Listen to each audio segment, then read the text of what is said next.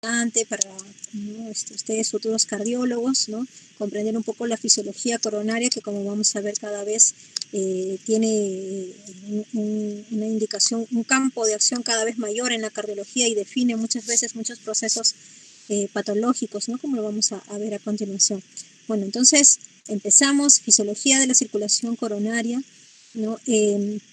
Bueno, empezaron mencionando, y justamente esta foto va dirigida a ello, que la angiografía había sido hasta ahora el gold estándar para el diagnóstico de las enfermedades coronarias, de las estenosis coronarias y de la decisión sobre la revascularización. Sin embargo, como sabemos, el estudio netamente basado en anatomía coronaria muchas veces se consideró y se entendió en los últimos años que era insuficiente para definir el manejo adecuado de la revascularización en el paciente con cardiopatía isquémica coronaria, ¿no? Debido a ello es que se comenzaron a buscar opciones de tratamiento, ¿no?, que pudieran no solamente basarse en patrones anatómicos, sino que además fueran patrones funcionales y fisiológicos, ¿no? Es así que empieza el interés por este campo de la fisiología coronaria.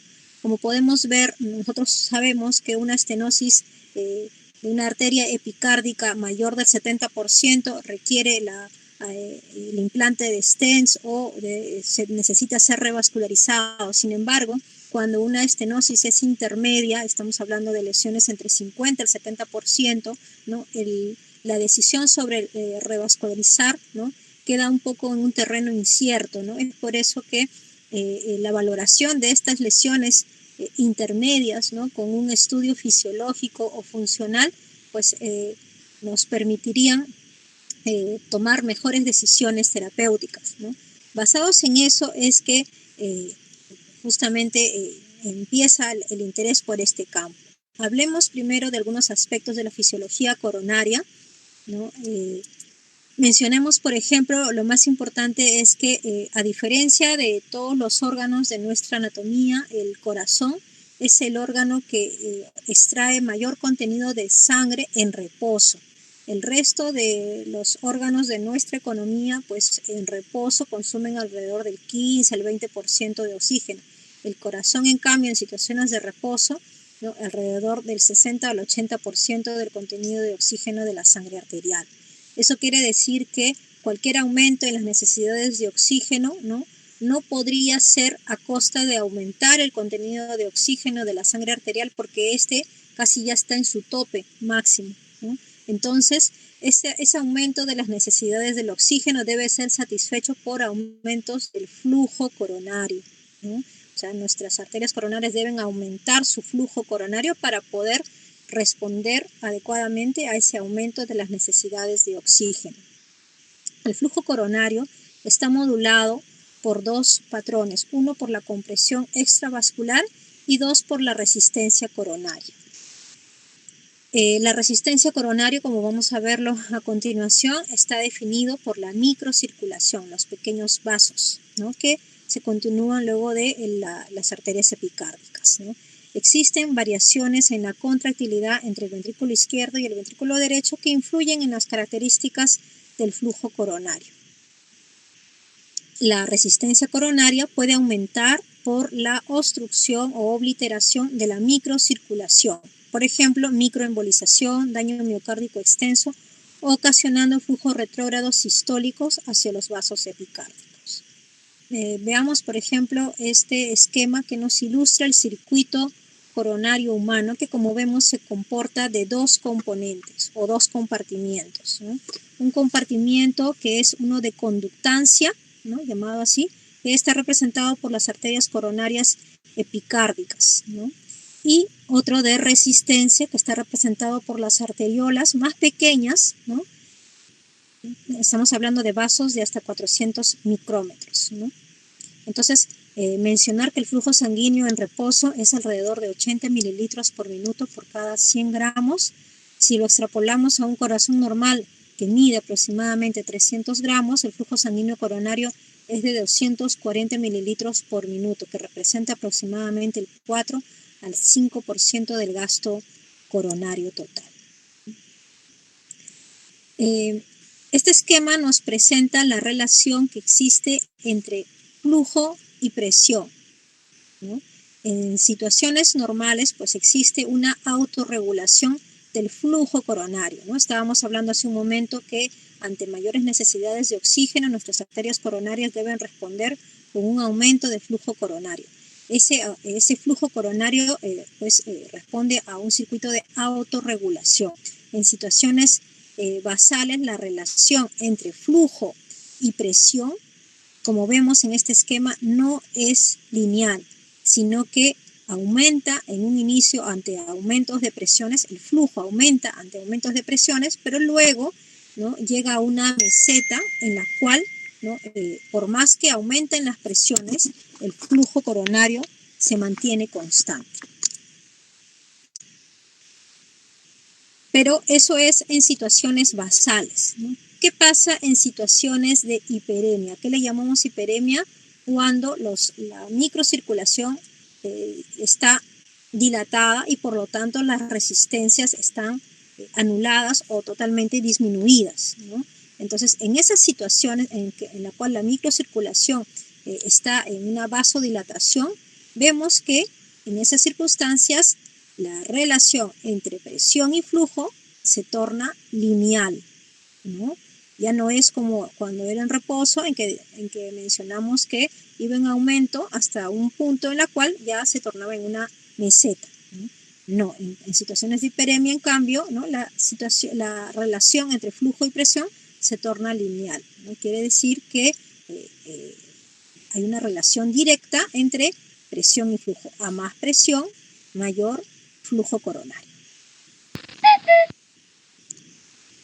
Entonces, justamente basados en ese principio, ¿no?, fisiológico, ¿no?, y esta fórmula es, digamos, la más importante y la que tenemos que llevarnos el día de hoy, es justamente la fórmula del flujo coronario, ¿no?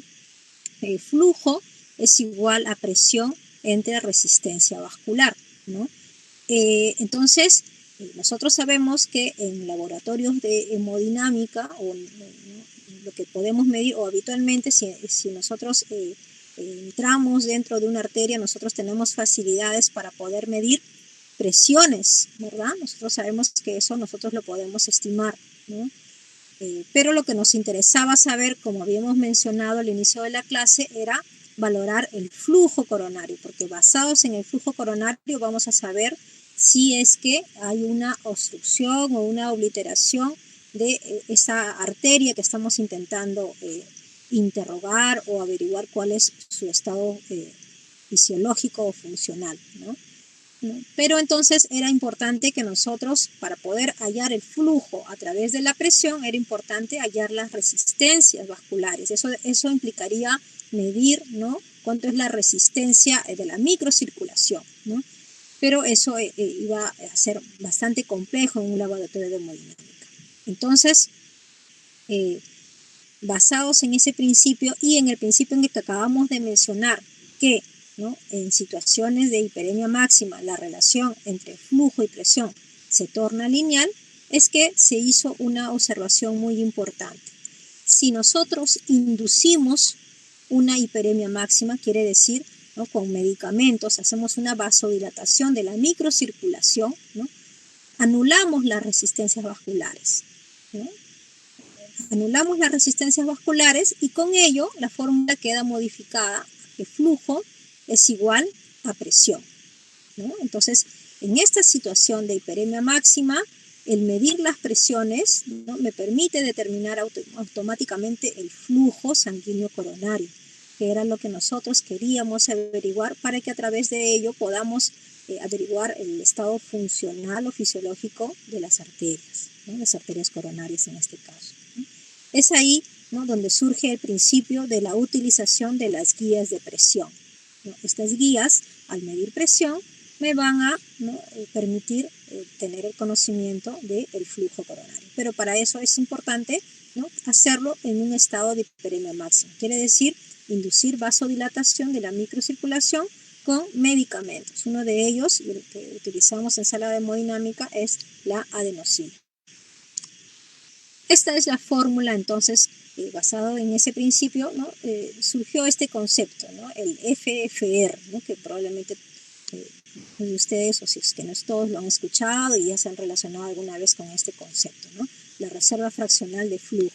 La reserva fraccional de flujo es el cociente, entonces, entre el flujo máximo del miocardio en presencia de una estenosis y el flujo máximo teórico en el mismo territorio determinado tras provocar hiperemia máxima. El FFR viene a ser el cociente entre la presión media distal a la estenosis y la presión media proximal a la estenosis.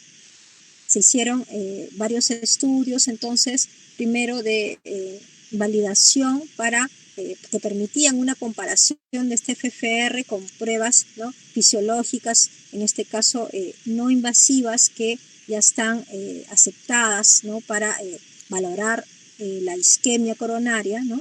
Y justamente a través de esas pruebas de validación se llegó a que con un punto de corte de 0.75, ¿no?, este FFR tenía una muy buena sensibilidad, especificidad y valores predictivos adecuados para permitir la determinación de isquemia de manera funcional, ¿no? Los puntos de corte de estos estudios, pues, básicamente nos presentaron que estaban alrededor de 0.80, ¿no? Las guías recomiendan que un punto de corte es 0.80. Todo lo que está por debajo de 0.80 quiere decir que hay una alteración del flujo, ¿no?, con lo cual este vaso, ¿no?, tiene probablemente una obliteración que amerita un tratamiento de revascularización. Por encima de 0.80, en cambio, no es funcional ni fisiológicamente significativo. En realidad los estudios, pues, marcaron una zona gris de 0.75 a 0.80, pero en la actualidad ya el punto de corte quedó determinado como 0.80, ¿no? Esto es básicamente un esquema, ¿no?, de lo que es la medición del FFR. Entonces, ¿no?, se entra igual con un catéter guía, ¿no? Nos canulamos la arteria a estudiar y a través de ese catéter se avanza la guía de presión. La guía de presión tiene un sensor de presión justo en el límite entre la parte radiolúcida y radiopaca, ¿no?, que debe pasar distal a la lesión que queremos interrogar, ¿no? Entonces, ese sensor de presión nos va a permitir, ¿no?, medir las presiones, ¿no?, tanto distales a la estenosis como proximales a la estenosis, y aplicando la fórmula que acabamos de ver, pues nos presenta un valor que en este caso, como hemos dicho, sabemos que el punto de corte es 0.80. En este caso, por ejemplo, es un ejemplo ya, imaginemos que estamos en sala de hemodinámica, estamos interrogando esta estenosis intermedia, la llamamos intermedia porque angiográficamente, como pueden verlo ustedes, está aproximadamente en un 60%, 60-70%, ¿no? Entonces se realiza guía de presión, la presión distal a la lesión es 58, la presión proximal a la lesión es 82 y el software automáticamente calcula con esas dos presiones el FFR, ¿no?, que en este caso es 0.71. Como dijimos que el punto de corte era 0.80, todo lo que está por debajo de eso quiere decir que sí es funcional o fisiológicamente significativo. En este caso, esta lesión se considera que sí es significativa, ¿no?, y que sí es tributaria entonces de revascularización, con lo cual el siguiente paso sería, pues, colocarle el stent porque es una lesión susceptible de tratamiento percutáneo, como lo pueden ver ustedes, ¿no? Bueno, uno de los estudios que como cardiólogos tenemos que tener en cuenta siempre, ¿no? Ustedes saben que en cada capítulo de cardiología hay estudios que definieron o que marcan, ¿no?, la utilización de ciertos tratamientos o ciertas pruebas terapéuticas. Pues en el caso de el FFR o el estudio de la fisiología coronaria en un laboratorio de hemodinámica, los estudios que lo definen son estos dos que vamos a presentar a continuación. El estudio FEIN es uno de ellos, ¿no?, uno de los primeros estudios que fue publicado en el New England en el año 2009, o sea que esta técnica tampoco ya no es tan nueva, ¿no? Este estudio incluyó 1.005 pacientes con lesiones más del 50%. ¿Me escuchan? escucho, doctor. Perfecto. Vamos, entonces. Este estudio, el estudio FEIN, incluyó entonces a 1.005 pacientes con lesiones intermedias, quiere decir lesiones que eran más del 50%. En este caso se randomizó a 2 brazos, ¿no?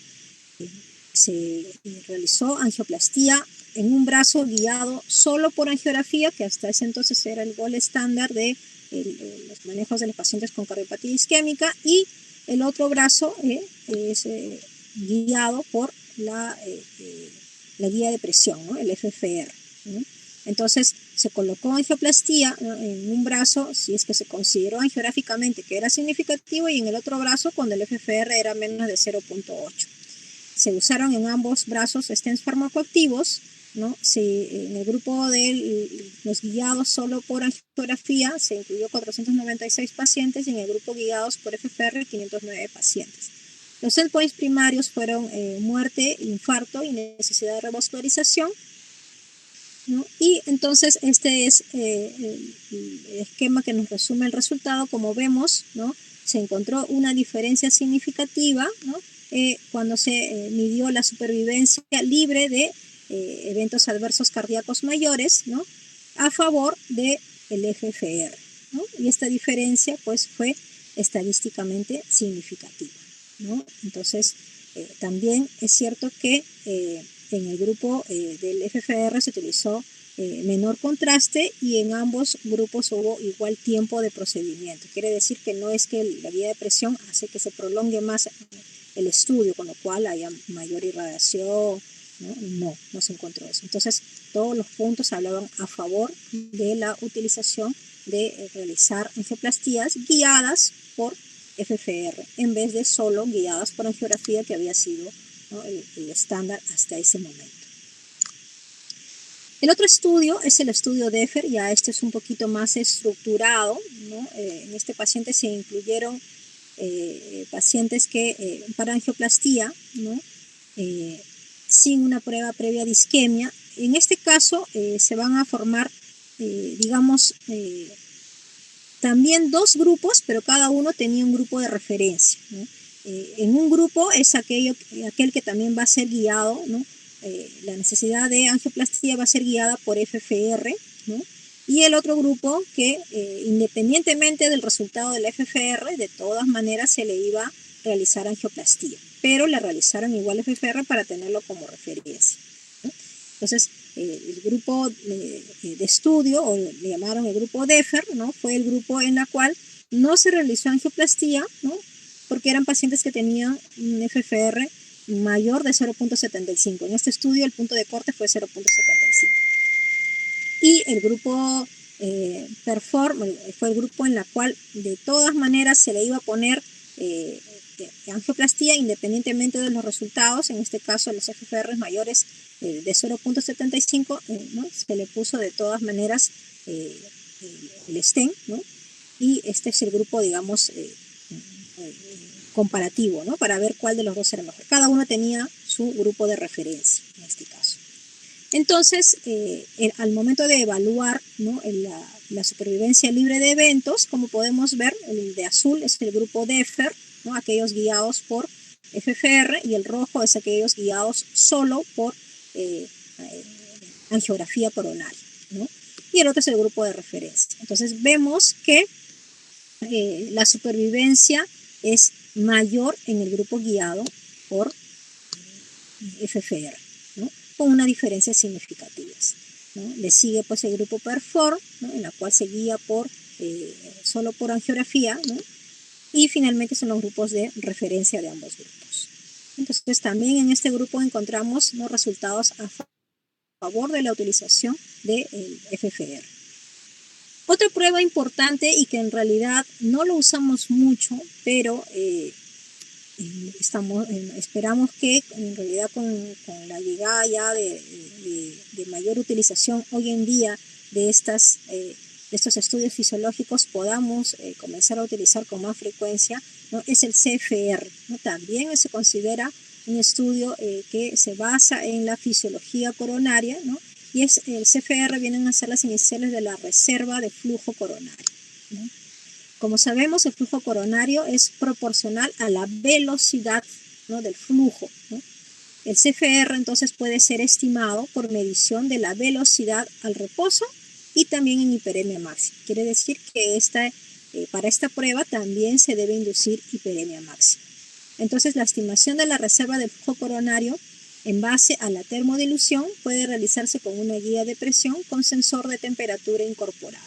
En este caso, lo que tiene es un sensor de temperatura, ¿no?, y muy similar a lo que probablemente todos ustedes deben haber realizado al pie de la cabeza del paciente a través de un flujo, de un catéter venoso central, ¿no?, la estimación del gasto cardíaco por termodilución. Pues esto es el mismo principio, ¿no?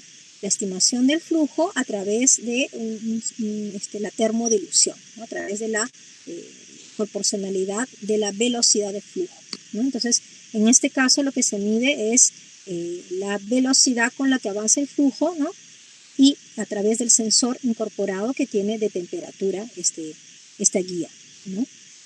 Entonces, la estimación del tiempo de tránsito medio de suero salino a la temperatura ambiente desde el ostium coronario hasta la localización del sensor térmico a 3 centímetros del extremo distal de la guía. Entonces, se estima ese tiempo de tránsito. El CFR, entonces, es la suma de los componentes epicárdicos y microvascular.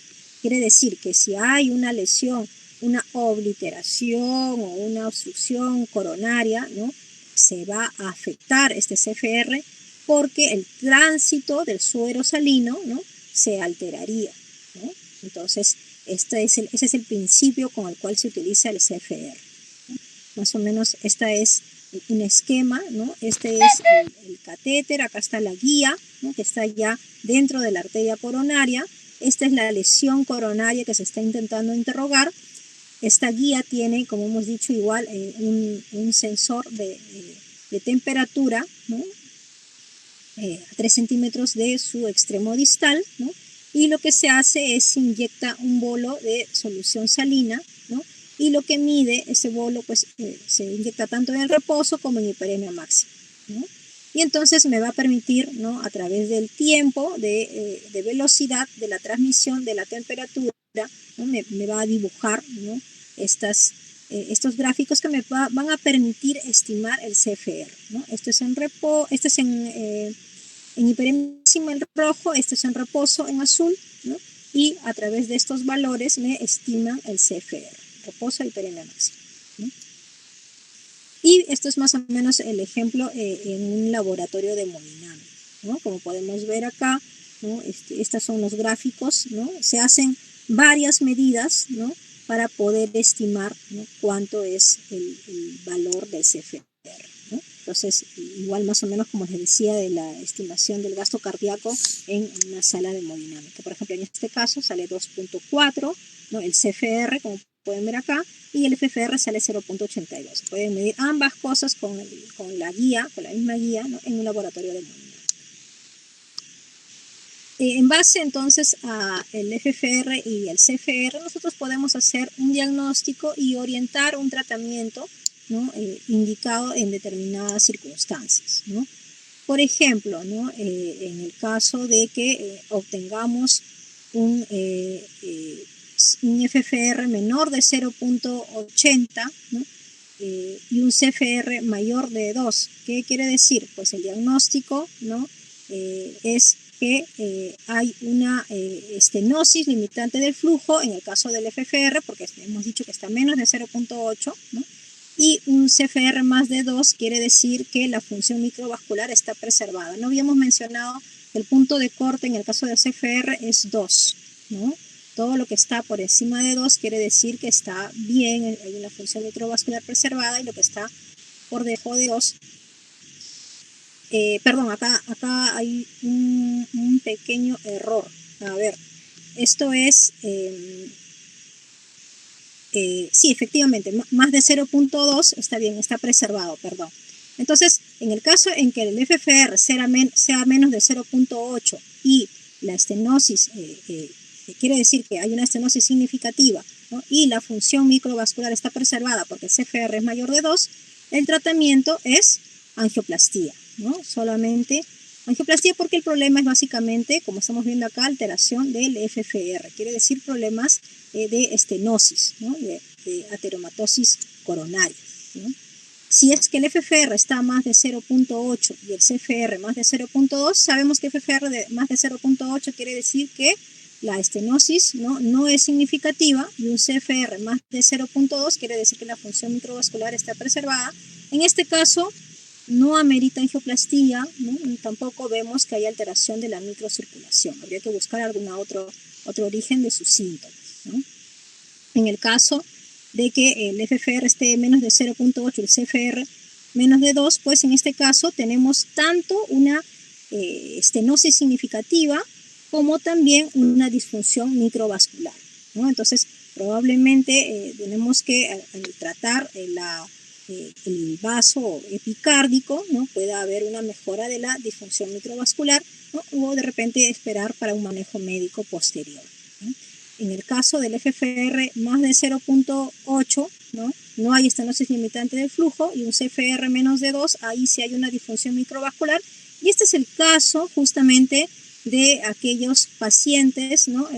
Los que están de moda hoy en día, que es el famoso MINOCA, ¿no? En la cual no vemos obstrucción coronaria, ¿no? Hay los síntomas típicos de paciente con angina, con pruebas incluso funcionales no invasivas positivas, ¿no?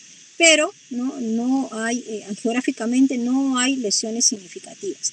Sin embargo, en esos pacientes, ¿no? Concluimos muchas veces solamente basados en presunciones diagnósticas. Si a esos pacientes le hiciéramos en un laboratorio de hemodinámica, además un CFR, una prueba, ¿no? de la reserva del flujo no coronario, ¿no? Y si sale menos de 2, pues ya tendríamos ya un parámetro, ¿no? que lo permitiría catalogar como disfunción microvascular, ¿no?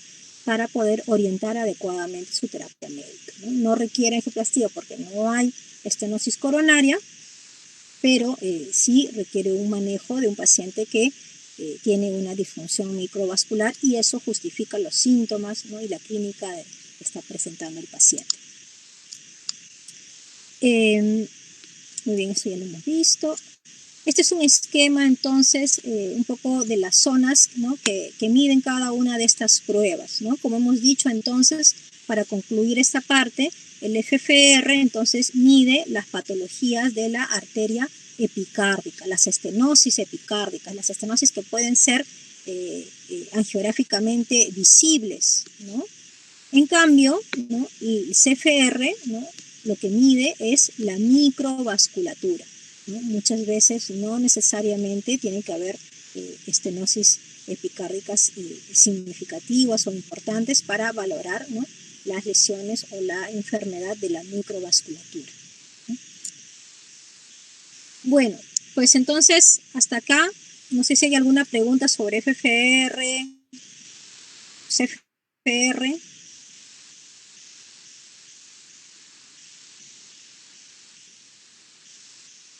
¿Está claro hasta ahí las cosas, los dos conceptos? Chicos.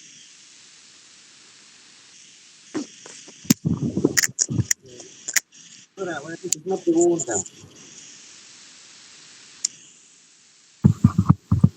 Sí, ¿Qué tal? Buenas noches, doctora.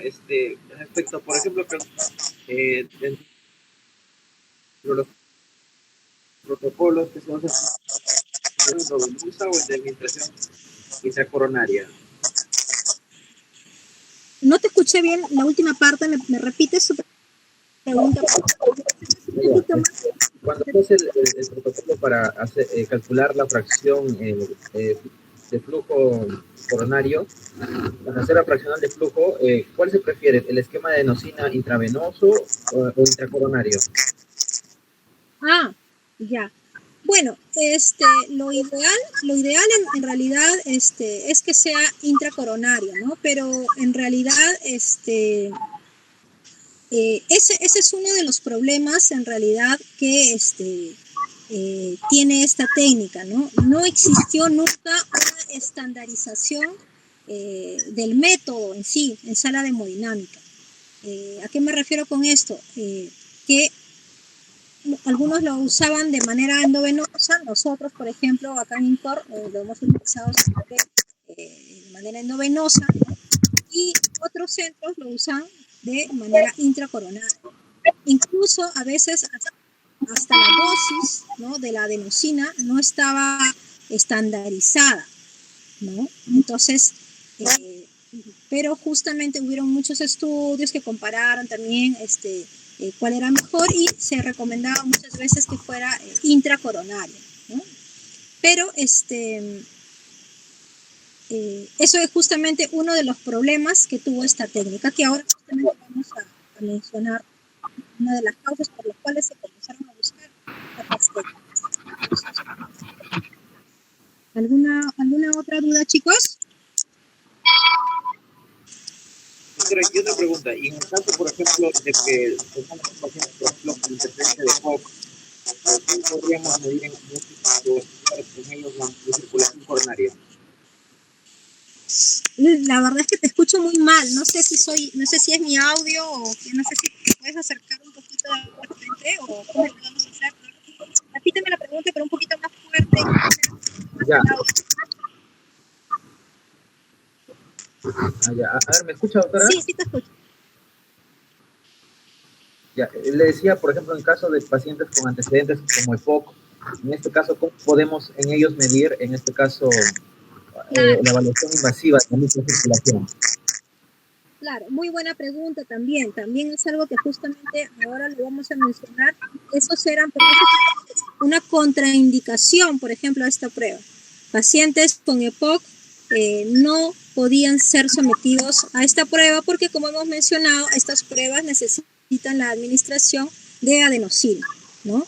Entonces, esa era una contraindicación, eso era un contra para hacer este tipo de pruebas, ¿no? Muy buenas preguntas que justamente nos permiten hacer una introducción a esta segunda parte, ¿no? En esta segunda parte vamos a ver el advenimiento de una nueva técnica que el día de hoy lo estamos utilizando, ¿no? Ya ha recorrido prácticamente casi a nivel mundial la utilización del FFR. Como podemos ver en este gráfico, el FFR, ¿no?, tenía una amplia evidencia científica. No había duda de que la indicación del implante de stents o de revascularización quirúrgica guiados por FFR, no había duda de que era mejor, daba mejores resultados, ¿no?, versus a solo basarse en la geografía coronaria, ¿no? Como ven ustedes, la evidencia científica fue amplia, ¿no? Durante los últimos años, ¿no?, se acumuló gran evidencia científica, ¿no?, muchos artículos publicados. Sin embargo, a pesar de que hay fuerte y sólida evidencia científica, ¿no?, nunca terminó de ingresar y de tener un uso masivo a nivel mundial en los laboratorios de hemodinámica, ¿no? Se dice que incluso menos del 30% de los casos de estenosis intermedias o de otro tipo de lesiones que necesitarían una evaluación fisiológica eran sometidos a esta prueba. ¿Cuáles eran los problemas justamente que implicaban esta falta de uso, ¿no?, de esta prueba por parte de los cardiólogos intervencionistas? Justamente las que acaba de mencionar su compañero, ¿no?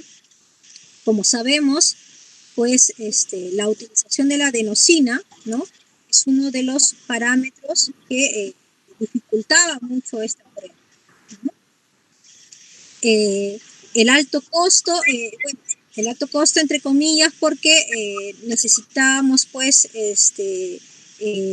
uso de un catéter, una vía adicional, una vía endovenosa para colocar el medicamento, la adenosina. Necesitábamos la adenosina, y hacía que el procedimiento también se hiciera más largo, ¿no?, con lo cual también más irradiación, ¿no?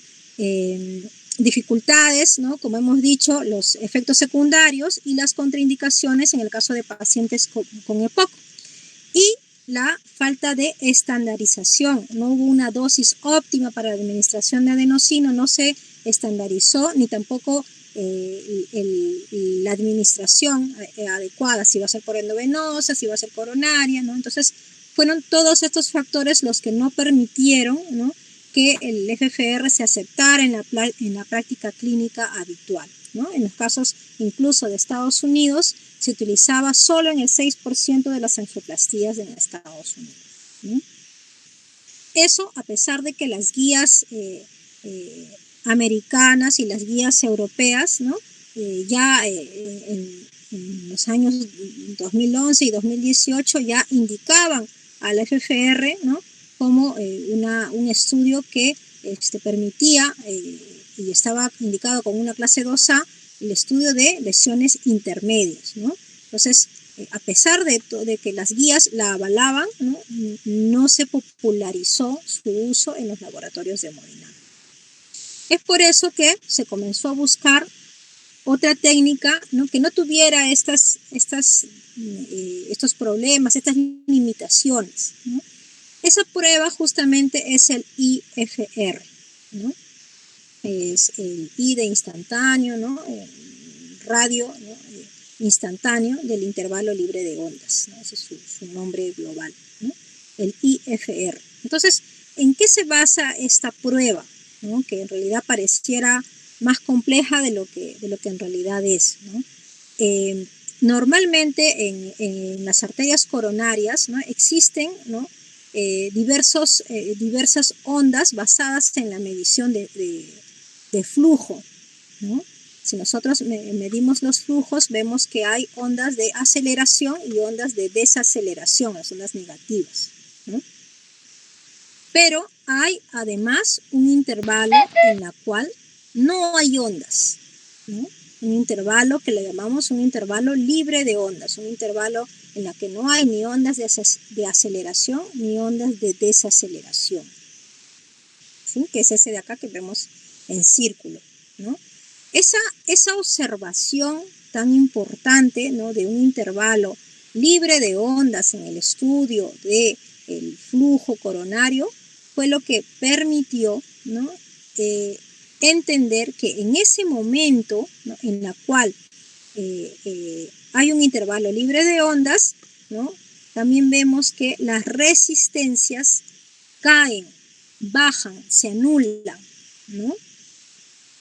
Ese periodo, ¿no?, se le llamó entonces periodo libre de ondas y permitió la comprensión de que en ese momento, ¿no?, las resistencias caen, ¿no? Y justamente como habíamos mencionado al inicio de la clase, ¿no?, la importancia de encontrar la anulación de las resistencias me va a permitir la extrapolación del flujo, ¿no?, a través de las presiones, ¿no?, por nuestra fórmula de flujo que habíamos mencionado al inicio, ¿no? Entonces, una vez más, esta gráfica me permite definir este concepto. Cuando la resistencia es estable, la presión puede ser usada como un sustituto de flujo para medir una estenosis coronaria, ¿no?, debido a nuestra fórmula que ya hemos mencionado. Entonces, este es el esquema de velocidad y flujo, ¿no?, y este último es el esquema de resistencias. Como vemos, hay momentos en los cuales las resistencias bajan o se anulan, ¿no?, y justamente en ese momento, ¿no?, es en donde, ¿no?, podemos nosotros, ¿no?, medir el flujo a través de las presiones. Entonces, se encontró que justamente en la diástole hay un momento que son escasos milisegundos en los cuales las resistencias se anulan. Entonces, si las resistencias se anulan, en ese momento nosotros podemos medir el flujo coronario a través de las presiones, a través de la medición de las presiones, sin necesidad de inducir, ¿no?, farmacológicamente la hiperemia, porque fisiológicamente ya las resistencias se están anulando, ¿sí? La fórmula del IFR entonces es igual que la del FFR, se va a medir un cociente de las presiones distales, ¿no? Sobre las presiones proximales de la lesión, ¿no? Pero en este caso en los intervalos libres de ondas, ¿no? Acá es el WFP, ¿no? Los intervalos libres de ondas, ¿no?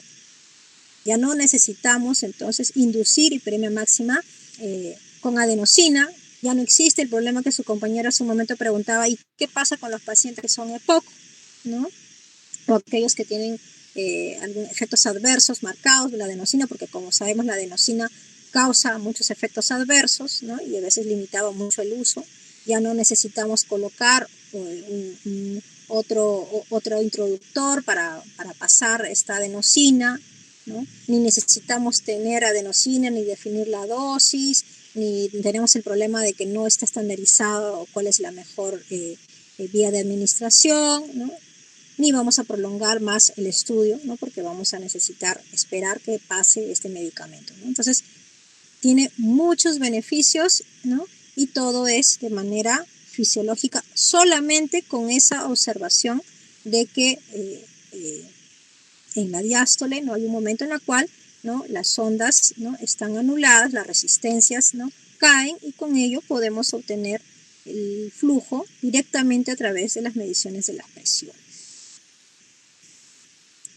Entonces, así como hemos mencionado del FEIN y el DEFER, dos estudios que permitieron determinar, ¿no? Que el FFR era, guiar una angioplastía por FFR era superior a solamente guiarse por una angiografía, ¿no?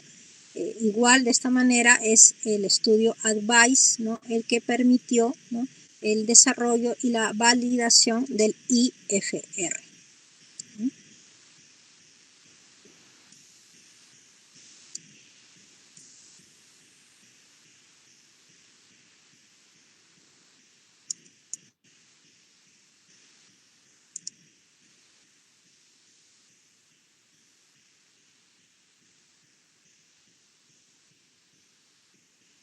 Acá, por ejemplo, vemos,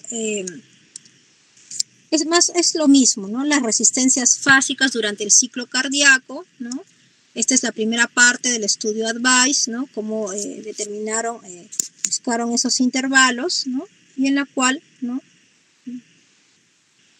Vemos cómo solamente se basan en el periodo libre de ondas. Identifican ese periodo libre de ondas y automáticamente, este es un software que automáticamente, ¿no? Detecta, mide en ese momento el flujo coronario a través de las presiones, usando, como sabemos, solamente las presiones.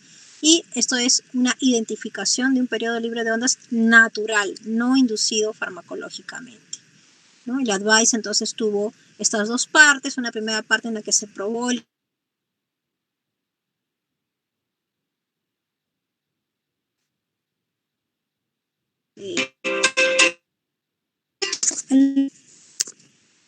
¿sí? Sí. Disculpe, ahorita no. Gracias, pensaba que era de la guardia. No, gracias. Nada, chicos, pensaba que era de la guardia, disculpen. Entonces, una segunda parte entonces de los estudios de validación, ¿no? ¿Con qué tenemos que validar el IFR? Pues con el FFR, que en ese momento, como les mencioné, ya era una prueba que ya está validada, ¿no? Y demostró su superioridad versus a solamente guiar la angioplastía con la angiografía. Entonces, se hizo los estudios de comparación, las medidas, ¿no? Del IFR versus el FFR.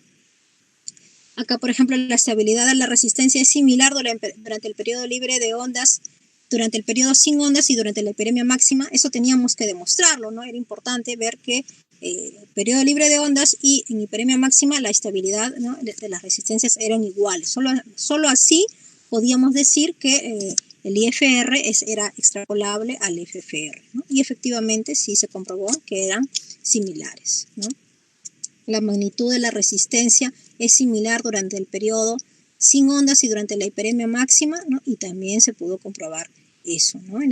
Tanto en la hiperemia máxima como en el periodo libre de ondas, ¿no? Entonces, la resistencia medida en reposo durante el periodo sin ondas es similar tanto en estabilidad como en magnitud a los valores alcanzados bajo hiperemia con adenosina, ¿no? Se hizo un estudio de correlación del IFR y el FFR. Ese era el siguiente paso, porque Sabíamos que en FFR el punto de corte es 0.8, pero tenemos que encontrar cuál es el punto de corte en el IFR, ¿no? Y se hizo un estudio de correlación. Inicialmente se planteó 0.83, pero como vamos a ver después, eso fue cambiando, ¿no?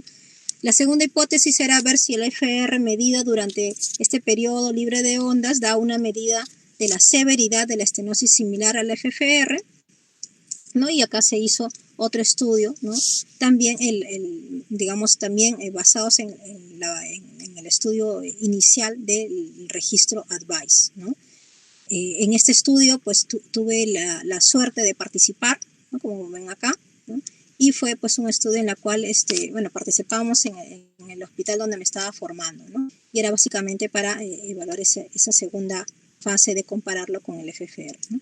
Entonces, se buscó posteriormente puntos de corte exactos para, igual que el FFR, tener un punto de corte que nos permitiera esa separación, ese discernimiento entre qué lesión es o no fisiológicamente significativa, y se fue encontrando poco a poco, ¿no? Que el punto de corte, ¿no? Bueno, fueron variando un poco los estudios, ¿no? El estudio ADVICE inicial nos mostró 0.83, el registro ADVICE 0.86 y un estudio coreano 0.90, ¿no? Posteriormente se hicieron 2 estudios más, ¿no? Y estos concluyeron que el punto de corte debía ser 0.89, ¿no? Y ya con eso nos quedamos, ¿no? Es lo que actualmente estamos utilizando, el punto de corte de 0.89, ¿no? Entonces, ya no hay los problemas del FFR y afortunadamente, y como lo vemos en la práctica, se ha popularizado su uso. Hoy en día, el IFR está ampliamente utilizado, lo utilizan, creo que los hospitales que tienen sala de hemodinámica, ¿no? Al menos los 3 hospitales de salud acá en Lima, los 3 hospitales grandes lo están utilizando, ¿no? Lo utilizan ya en las clínicas privadas. Al inicio había cierto reparo porque se consideraba que iba a encarecer los procedimientos, pero al contrario, ¿no? Más bien, muchas veces estos estudios nos definen que el paciente no amerita, ¿no? el implante del stent, con lo cual no encarecen, sino más bien al contrario, disminuyen los costos de los procedimientos, ¿no? Y con un aval de que esta prueba te dice que el paciente no necesita y su evolución va a ser buena, ¿no? Bueno, esto es un poco la comparación, ¿no? Un esquema que me permite la comparación de los 2 parámetros FFR y IFR, ¿no? Mientras el FFR mide el flujo en el ciclo cardíaco completo, el IFR mide el flujo básicamente en ese periodo en diástole de ese intervalo libre de ondas, ¿no? Las presiones es una media de la presión en el ciclo cardíaco completo, en cambio en el IFR es en el periodo libre de ondas solamente, ¿no? Y las resistencias, ¿no? Ya hemos dicho que se alcanzan, ¿no? Con hiperemia máxima de manera farmacológica, y en el IFR, ¿no? Es una anulación natural de las resistencias en diástole, ¿no? Entonces, las conclusiones más importantes de esta primera parte es que el uso de la fisiología coronaria para guiar la revascularización mejora los resultados de los pacientes y la colocación de los stents en comparación con la evaluación angiográfica. La FFR lleva una recomendación de clase 1 para guiar la revascularización en estenosis coronaria intermedia en angioplastía estable. Sin embargo, su uso en todo el mundo se mantuvo baja. El IFR es un método seguro y eficaz en la medición del impacto fisiológico de las estenosis coronarias, con el beneficio frente al FFR de no requerir el uso de vasodilatadores como adenosina, ¿sí? Entonces, eso era lo más importante, los conceptos fisiológicos que nos ayudan a entender estas pruebas, ¿no? Hoy en día también ya está entrando en el mundo de la tomografía, ¿no? También se va probablemente en los próximos años a popularizar más su uso. Y seguramente muchos de ustedes van a tener la experiencia o se van a presentar frente a un caso de que hay esa duda, ¿no? Sobre cómo manejar a un paciente que muchas veces es clínicamente muy sintomático, pero ¿no? Angiográficamente no hay una lesión ¿no? claramente severa, ¿no?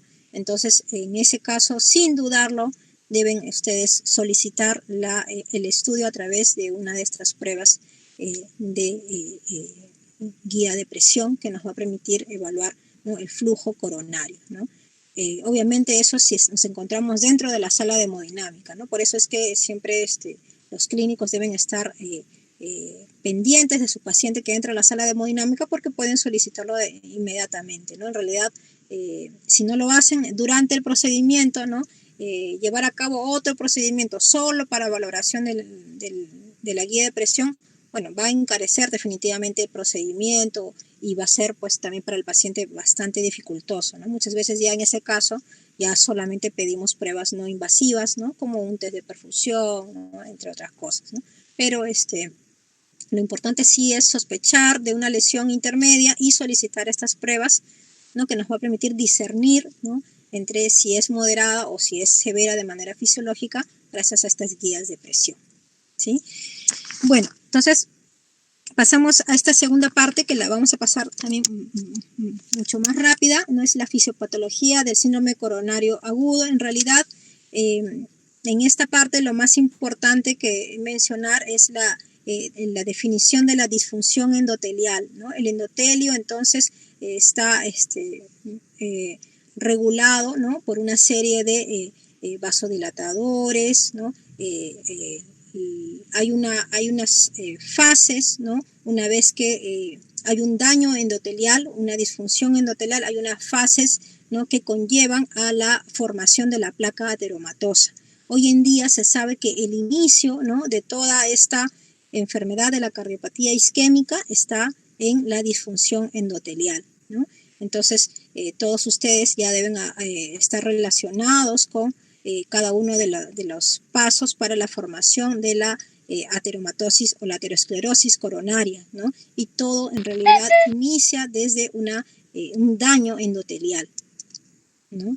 Entonces, les voy a dejar estas diapositivas para que vean un poco las fases de el daño endotelial y cómo hay una cascada inflamatoria, una proliferación celular, una trombosis y una formación de la placa ateromatosa secundaria a esto, ¿no? Posteriormente, como sabemos, ¿no?, esa placa, si se rompe, ¿no?, viene toda la cascada de lo que conlleva a los síndromes coronarios agudos, ¿no?, que todos nosotros hemos visto, ¿no? Entonces, los conceptos más importantes en esta parte es ver cómo hay una progresión, ¿no?, fisiopatológica de la ateroesclerosis, ¿no? ¿Qué factores conllevan a esta aterosclerosis? Como todos sabemos, son los factores de riesgo cardiovascular, ¿no?, que siempre nosotros indagamos en nuestros pacientes, sumado también a factores genéticos, ¿no?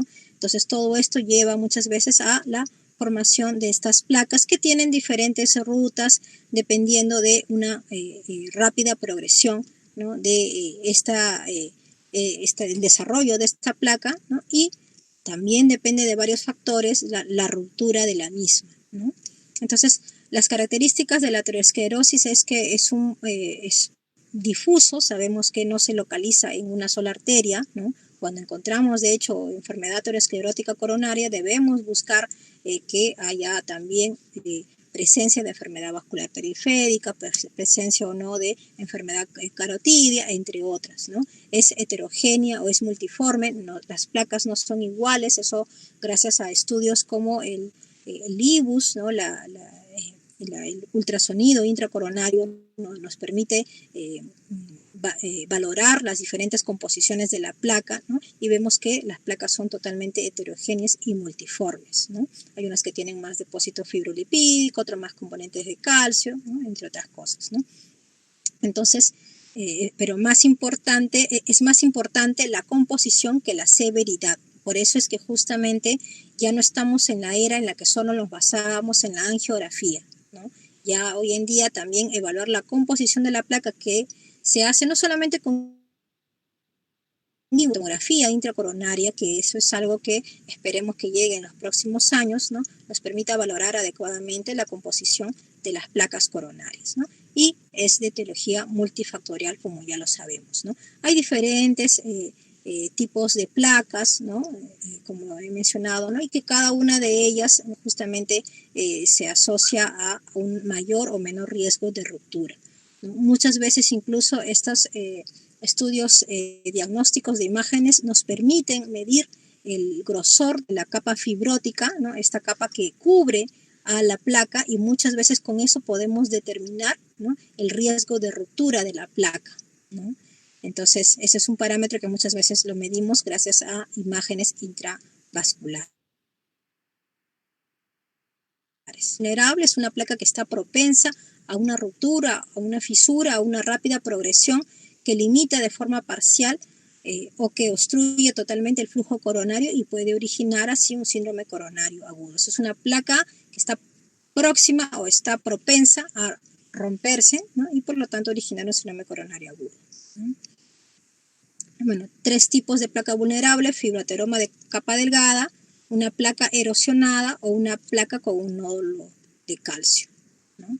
Una placa complicada ya es una placa que al lesionarse, una placa vulnerable, se exponen los componentes altamente trombogénicos y se lleva a cabo toda la cascada, ¿no?, de activadores, ¿no?, que conllevan a un estado de hipercoagulabilidad sistémica, un estado proinflamatorio y procoagulante, y con ello pues a la evolución de un síndrome coronario agudo, ¿no?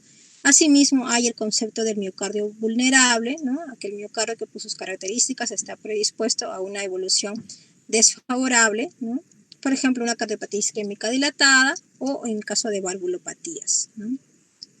Estas son algunas características de las placas pues que tienden a romperse, ¿no? Es importante también por ahí mencionar cuando hay presencias de trombos, cuando la capa necrótica, el core, ¿no?, necrótico es largo, ¿no?, cuando tiene un grosor de capa menos de 65 micrómetros, cuando hay muchos macrófagos, ¿no? Eso también se puede ver por la OCT, la tomografía intracoronaria, ¿no?, entre otras cosas, ¿no? La formación de neovasos, ¿no?, la formación de vasos vasorums, ¿no?, también son ciertas características que nos hacen intuir que esta placa tiene una mayor tendencia a ser una placa vulnerable, ¿no? Entonces, los síndromes coronarios agudos son la última etapa de este conjunto de múltiples factores que llevan a una complicación final, que es la ruptura de la placa vulnerable. Muy bien, entonces eso es lo más importante de esta parte, de esta última parte. Como les digo, les voy a dejar las diapositivas un poco para que recuerden sobre todo la parte de las cascadas, ¿no?, de cómo se forma una placa aterosclerótica, pero por muchos de ustedes ya saben este algoritmo, ¿no?, que todo empieza por un daño endotelial, ¿no?, y a través de factores proinflamatorios y procoagulantes se lleva finalmente al digamos, la peor presentación de estas enfermedades, que es el síndrome coronario agudo, ¿sí? Muy bien. Preguntas finales, que ya me voy a mi guardia, chicos. Voy dejándolos un poco. Una última pregunta respecto, si bien el advice permitió el uso amplio del IFR, sigue siendo invasivo, ¿no? Entonces, por ejemplo, en laboratorios de hemodinamia, donde hay algunos métodos donde nosotros estamos, por ejemplo, con catéteres guía por presión, dentro de los métodos no invasivos, que puede ser el PET, la misma resonancia o incluso el mismo ecocardio transtorácico, ¿hay alguna superioridad en este caso en estos métodos no invasivos, o algún método no invasivo que se refiera? Claro, o sea, en realidad no, la idea no es comparar cuál es mejor, ¿no? El IFR versus la función mecánica o algún otro método invasivo. Recuerden que el momento oportuno que les mencionaba es estas pruebas se hacen dentro de sala de dinámica, o sea, su indicación está dada inmediatamente después del diagnóstico de, ¿no? A diferencia, como sabemos, de pruebas que según nuestro actuar, ¿no?, médico, sabemos que primero un paciente que llega a un laboratorio de hemodinámica ya debería tener pruebas no invasivas, por lo menos una, ¿no?, que nos permita más o menos orientar nuestro cateterismo, nos permita orientar nuestra decisión terapéutica final, ¿no? Pero ante los hallazgos angiográficos, ¿no? Y cuando hay una duda sobre cuál va a ser el manejo terapéutico apropiado, ¿no? Es ahí donde entra la utilidad de estas pruebas, ¿no? Por eso les decía hace un momento que su indicación debe ser dado inmediatamente de realizado el cateterismo.